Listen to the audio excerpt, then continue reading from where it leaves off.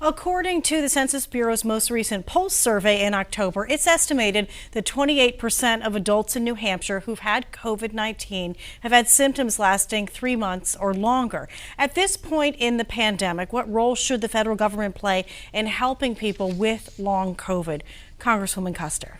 Well, this is a personal issue for me. One of my nieces has long COVID since March of 2020. She used to literally be on the United States ski team, and now she has to choose between cooking dinner or washing her hair. It's a real tragedy, and I've been in very close touch with many families who have someone in their family that they care for and they love who is dealing with long COVID. We are doing research, and I've invested, our committee, the Health Subcommittee of the Energy and Commerce Committee, has invested in research at the NIH on long COVID so that we understand the connection. It seems to have to do with the immune system and people's ability to respond. And I think it's critically important. It's tens of thousands of people, and right now workforce is one of the biggest issues here in New Hampshire.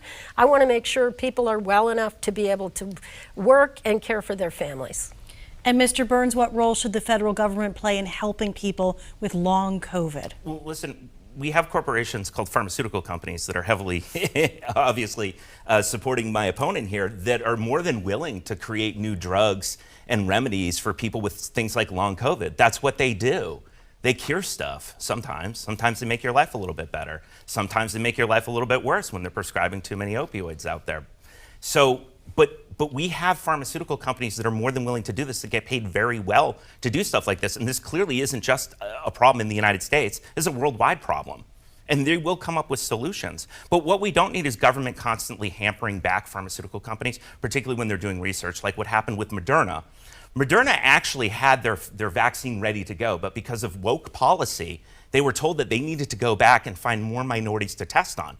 Now, Pfizer wasn't held to that same level of testing, and they were actually able to release their drug first. And I have to wonder, when you look at the amount of money Pfizer has given to politicians, and that, of course, the former FDA director was working as a essentially lobbyist for Pfizer, whether they were held back for political or financial reasons.